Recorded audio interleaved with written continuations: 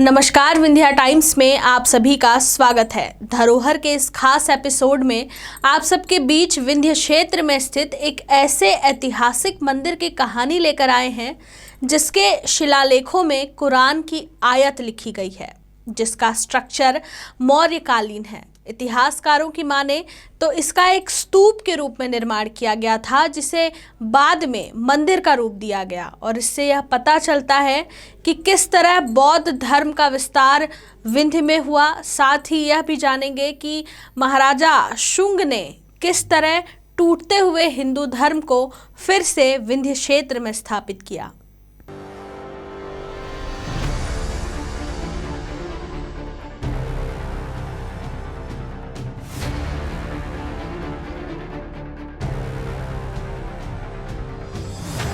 मौर्यकालीन, आप जब भी मौर्यों का नाम सुनते हैं तो आपको सम्राट चंद्रगुप्त मौर्य, अशोक, बिंबिसार जैसे बड़े बड़े नामी मौर्य शासकों के प्रमाण, मौर्य शासकों के कर्तव्य, उनके बड़े बड़े बौद्ध विहार, मठ और बौद्ध धर्म के प्रति की गई जबरदस्त सेवा भक्ति समझ में आती है। लेकिन एक बात जो आप नहीं जानते वो ये है कि वो बौद्ध धर्म का विस्तार हमारे विंध्य में भी परिपूर्ण था, जबरदस्त था। यूं तो उस काल में विंध्य अजीबकों की शरणा स्थली थी, लेकिन उस कालखंड में नौढ़ियानाथ, या अगर हम कहें उस कालखंड में गुड़ का परिक्षेत्र बौद्ध धर्म की शरण स्थली बना हुआ था। यह एक ऐसा बौद्ध स्तूप था नौढ़ियानाथ में जिसका पैमाना आज की डेट में सांची के बौद्ध स्तूप के लगभग बराबर था।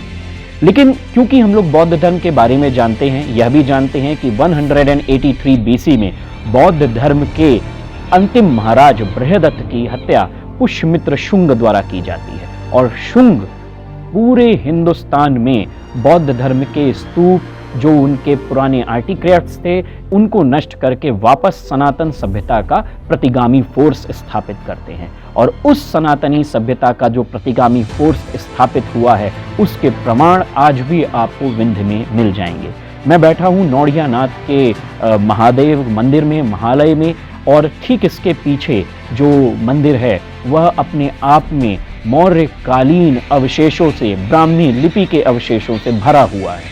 इस मंदिर की चार दीवारियों के एक एक पत्थर में, एक एक ईंट में आपको मौर्यकालीन ब्राह्मी लिपि, लेटर ब्राह्मी, पुष्यमित्र शुंगकालीन ब्राह्मी लिपि के अनेक प्रमाण स्थितिक रूप से दिखते रहते हैं।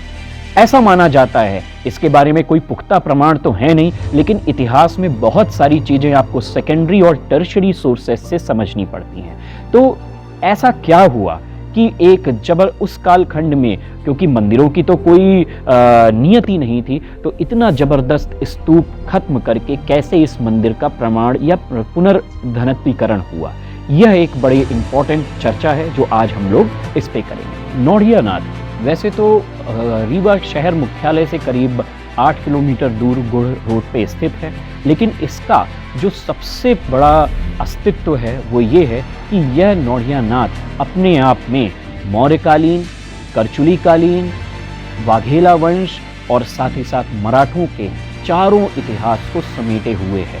यह मंदिर छोटा सा मंदिर जरूर है, लेकिन इसकी विरासत अपने आप में मूर्धन्य है, अपने आप में काल कवलित है। तो नौढ़ियानाथ के इस मंदिर में, इसके जब शिलालेखों की ओर, इसके जब एपिग्राफ्स की ओर, इसके जब भाषाई स्ट्रक्चर की ओर हम लोग देखते हैं, तो नौढ़ियानाथ में आज की डेट में इस्तेमाल किया गया हर पत्थर कहीं न कहीं मौर्यकालीन ब्राह्मी लिपि से सराबोर है। हर पत्थर में आपको कोई ना कोई एक राजकीय चिन्ह मिलेगा, हर पत्थर में आपको ब्राह्मी लिपि मिलेगी, और वो लिपि कभी कैसी, शुरुआती ब्राह्मी लिपि। ब्राह्मी एक बड़ी विशेष लिपि है, इसमें मात्राएं नहीं होती थी। तो उस कालखंड में जब हमारे देश में मौर्यों का युग था, गुप्त राजाओं के पहले का जो समय कालखंड था, उस कालखंड में यहाँ एक विशाल स्तूप हुआ करता था, एक विशाल स्ट्रक्चर हुआ करता था, जिसके अवशेष, जिसके प्रमाण आपको नौढ़ियानाथ के बगल में बने इस तालाब में आज भी विद्यमान रूप से मिलते हैं। यहाँ उत्खनन में, खुदाई के दौरान जितने भी पत्थर मिलते हैं उन सब में ब्राह्मी लिपि के चिन्ह आपको जरूर मिलेंगे। तो ब्राह्मी लिपि के चिन्ह मिलना, इस स्ट्रक्चर का बौद्धकालीन अस्तित्व में होना, पुष्यमित्र शुंग द्वारा वेद और पुराणों में 1000 बौद्ध स्तूपों की टूटने का वर्णन होना, यह सब इस बात को प्रतिपादित करता है कि किसी कालखंड में पुष्यमित्र शुंग के घोड़ों ने, उनकी टापों ने भयंकर नरसंहार करते हुए इस समूचे ढक्कन बेल्ट में, इस ढक्कन रास्ते में, इस ग्रेट ढक्कन, महान ढक्कन रोड में सनातन सभ्यता की नींव रखी थी। टूटते हुए हिंदू धर्म को वापस जागृत किया था और यह जागृतीकरण कहीं और से नहीं, हमारे इस नौढ़िया नाच से ही शुरू हुआ था। तो ये हमारे लिए बड़ा प्रागैतिक और बड़ा गौरवान्वित फील करने वाला संकल्प है, प्रण है कि इस इलाके से हमारे हिंदू धर्म, सनातन धर्म की वापस पुनर्स्थापना हो सकी। क्या कभी आपने किसी ईश्वरीय मंदिर में, महादेव के बड़े आस्थावान केंद्र में किसी कुरान की आयत लिखी हुई देखी है? तो अगर ऐसा नहीं देखा है तो आपको निश्चित ही नौढ़िया नाथ में आना चाहिए। अगर आप नौढ़िया नाथ के मंदिर के ऊपर 17वीं सेंचुरी के आसपास, जब मराठों की तलवारें पूरे हिंदुस्तान में अपने हिंदवी स्वराज के लिए प्रतिसंकल्पित थी, उस कालखंड का ब्यौरा देखेंगे तो आपको उस कालखंड की एक बड़ी भारी संधि का प्रमाण इस मंदिर पे भी दिखेगा। यह संधि है 1792 के आसपास की, जिसमें यशवंतराव की जो फौजों का शिरका था, उसने रीवा राज्य के ऊपर एक छोटा सा चौथ लेने के लिए एक छोटा सा हमला किया था, जिसका जवाब, माकूल जवाब रीवा राज्य की तरफ से दिया गया था। युद्ध कई लोग कहते हैं निर्णायक था, कुछ के अनुसार निर्णय नहीं हो पाया था। वैसे मैं पर्सनली जो इस बात को मानता हूं कि रीवा राज्य ने बड़ी वीरता से उस दिन मराठों का मुकाबला किया था, और मराठों का मुकाबला करना उस ज़माने में अपने आप में एक शौर्य की गाथा थी। अब मुकाबले के बाद अगर आपने संख्या कम होने पर किसी के सरदार को, सेनापति को ही मार गिराया है, तो निश्चित ही यह जीत रीवा राज्य की थी, और इस तरह से रीवा राज्य ने अपनी संप्रभुता को किसी के सामने नतमस्तक नहीं होने दिया, चाहे वो किसी भी प्रारूप में रहे हों। लेकिन क्योंकि मराठे उस शासनकाल में हिंदुस्तान के सबसे शक्तिशाली शासक भी थे, तो संधि करना भी उतना ही ज़रूरी था। एक हिंदू राजा दूसरे हिंदू राजा के आपस में लड़ाई संबंध खराब करके कमज़ोर नहीं हो सकते थे, तो इसे नैकहाई की संधि का अवशेष भी कहते हैं। यहाँ पे कुरान की आयतों के करीब 18 अलग अलग जगहों पे कुरान की आयतें लिखी हुई है। कहने को ये था कि संधि के बाद जो चौथाई की रकम थी वो महाराजा अजीत सिंह के द्वारा इसी जगह पे नायक यशवंतराव के छोटे भाई द्वार सिंगा भट्ट को दी गई थी, और उसी कालखंड में मराठे इस जगह पे करीब 12 दिन अपना लश्कर डाल के पड़े रहे थे इसी तालाब के बगल में। तो इस संधि को बड़े शानदार तरीके से प्रतिपादित किया गया था। हिम्मत बहादुर गोसाई, नवाब बांदा, श्रीमंत अली बहादुर और उस ज़माने की जितनी भी ताकतें थीं बुंदेलखंड की, उन्होंने इस जगह पे आके इस संधि शर्त को क्रियान्वयन किया था, और यहीं से बुंदेलखंड और विंध्य की रीवा रियासत की जो दोस्ती थी वो बड़ी तल्लीनता से आगे बढ़ी।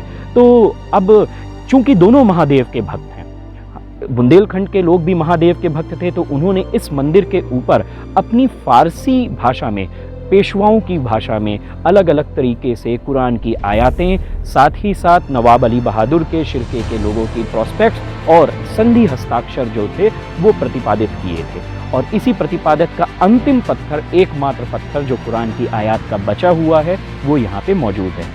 19वीं शताब्दी के शुरुआत में इस मंदिर के ऊपर बिजली गिरी थी, जिसके कारण इसका काफ़ी मूल स्ट्रक्चर नष्ट हो गया था। लेकिन जो मूल स्ट्रक्चर के बाद जो स्ट्रक्चर बचे हुए हैं उसे रीवा राज्य ने, साथ ही साथ यहाँ के लोकल ग्रामवासियों ने, यहाँ के पंडित जी और यहाँ के गवर्निंग काउंसिल के जो लोग हैं, पाठक जी, उन लोगों ने बड़ी तल्लीनता से इस मंदिर को बचाए रखने का प्रयास किया है।